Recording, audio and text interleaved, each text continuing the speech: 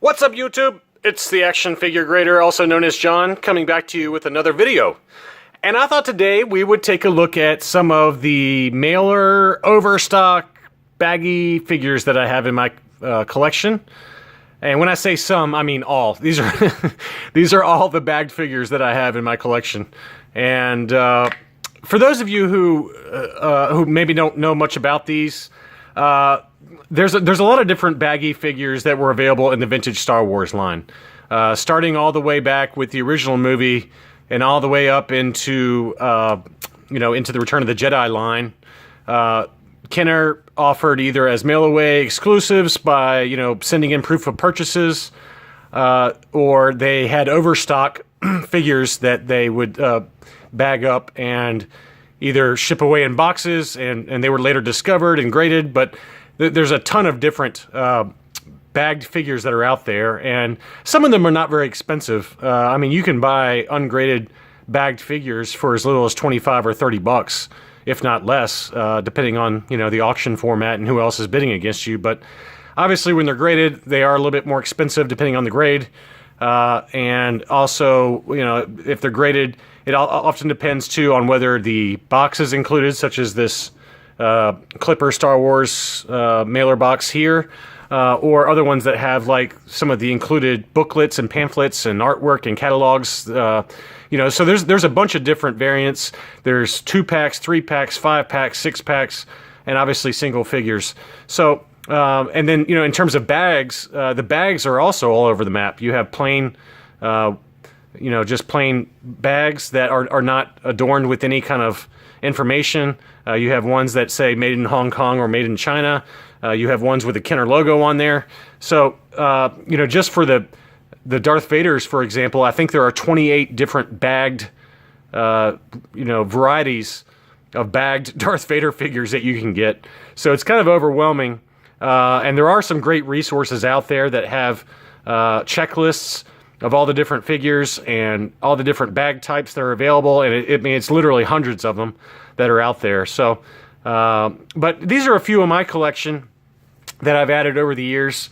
And I just thought I'd show them to you and just talk about them, and we'll go from there. So let's go left to right. So here is a bagged Darth Vader, and you can see it's got the Kenner made in Hong Kong on the bag. And let's take a look at the grading label so we can get a better understanding of what it says. So this is a 1980 Kenner Star Wars bagged figure, ESBA Darth Vader, and it's an 85 near mint plus. So ESBA means it came out towards the beginning of the Empire Strikes Back when that was released in 1980. And it actually, I think the ESBA bags came out before Empire Strikes Back was even released. I know that some of the Boba Fett's, for example, that were mail-away Boba Fett's, they are in the ESBA bags, and those were obviously released before Boba Fett became a carded figure. So that's one. Let's see what we got next. This is a UKG graded item, and let's see what we got here. This is a Star Wars Darth Vader Kenner Overstock baggie.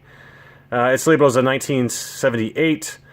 The figure and the bag, the figure, the paint, and I'm not sure what the C stands for, but cape, I guess, all got a 90, and it's a 90% overall. So this is a really nice one. I got this from a seller in the UK a long time ago, and so that one is an overstock figure. So as I've talked about, if there were overstocked figures or figures that they did not put on cards, Kenner or whoever the manufacturer was, Palitoy or even Takara. I've seen a very few Lily Letty examples down in Mexico where they just took those figures and put them in baggies. So that's an example of an overstock bag. Since it doesn't really have much in terms of labeling, I think they just call all those generic overstock bags if they're not labeled or have a lot number on them. Next, we have, I believe, another UKG graded item, and this is Obi-Wan, and it's got the Made in Hong Kong labeling there, and Obi-Wan came in 3 different variants. He had a white hair variant, a light gray variant, which is what I believe this is, and then a dark gray hair variant. So there's 3 different variants in terms of hair color. I believe there's also a textured cape that has a little bit different feel to the cape instead of the vinyl. And obviously there's countries of origin variants. You got Hong Kong, no country of origin for the Palatoys. I don't know if, I think there is a Lily Letty and a Lily Letty obi-wan, and I'm sure I'm missing some others, but those are kind of the main country of origin variants. But let's take a look at the information here. So we got a Star Wars Obi-Wan Kenobi, gray hair, Palatoy A baggie. So this is a non-COO Palatoy bagged figure, and it's got 1978 Hong Kong, and the figure, the paint, and the cape all got 90%. So this is a 90% gold figure, another really nice one. Palatoy, obviously, along with Kenner here in the States and others, they had these bagged figures as well, and offered them to, I guess, folks in the UK or Europe with proof of purchase mail-ins. So the last one we've already looked at in the past I believe on a different video, but I'll go ahead and show them again. This is the 1983 Clipper Star Wars mailer box Darth Vader, and I think I talked about this one when we were discussing the uncirculated grade and how you can get them. But this was made in Amsterdam, and this is a really nice one. It's got the box, the mailer box that it came with originally. Let's see if I can get it to focus a little better here. There we go. So you can see there it says Clipper Benelux, Amsterdam, Brussels, Star Wars Darth Vader, and there's the label on it, 1983 Clipper Star Wars mailer box Darth Vader, and it got the U85. The box got a 90, the wrapper got an 85, the figure got an 85. So you can see that one there. And, it's just another bagged figure, but I like this one a lot because it did come with a box. And whoever submitted this submitted the box still sealed. The figure was still sealed inside the box. And they asked the AFA to go ahead and open it and display it as such. And so that's why it was able to get the uncirculated grade. I have seen, as I've talked about, I have seen that figure, or that, that box figure graded with the Vader still inside.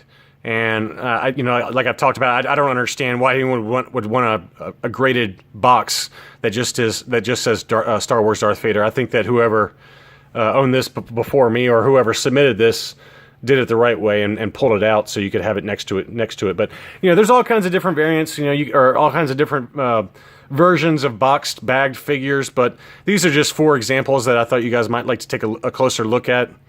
And, hopefully I'll get some more over time, but, it's just kind of a different thing to collect along the vintage Star Wars line. One other quick word of warning that I wanted to point out is that because these are in sealed baggies, if these are not kept in the proper temperature, it basically, that baggie acts as an oven. And so I have seen some graded figures where the figure inside, because it was not kept in lower temperatures or in normal temperatures, the figure's paint and oils have kind of extracted from the figure, and they're pooling at the bottom of the baggie. And so you obviously don't want that to happen, because that means it's a damaged figure, and it can happen even after grading, obviously. But if you do have bagged figures, especially if they're graded, I mean, this is almost double encapsulated. If you keep it in the wrong kind of temperature, or if you have it next to a window where the sunlight can get to it, this basically acts as an oven for these figures, and all the oils and paints and everything, they'll start to seep out, and you'll actually see pooling kind of oils and paint at the bottom of these baggies. And I've seen a few of those for sale on eBay, and they'll still sell, don't get me wrong, but you're not going to get nearly as high of a price, or it's not worth nearly as much because of the damage to the figure. So my only word of caution with these bagged figures is make sure you keep these in a low sunlight environment. For me, for example, in my man cave, I do have 100% or close to 100% UV shades across the windows, but in addition to that, I keep these bagged figures well away from any kind of sunlight or any kind of windows, because sunlight can really damage these figures over time. Just given the way that they're kind of encapsulated in there. So anyway, that's just one thing to note. You'll see those on eBay if you look. I just saw a Lily Letty or a an overstock 9 figure that was in a baggie that literally it looked like someone had taken a lighter to it and it just kind of melted, and there was like oil and paint and stuff like that at the bottom of the bag. So that was sad to see. So anyway, sorry to ramble on. I just thought you'd like to take a look at these, and thank you again for watching, and I'll be back soon.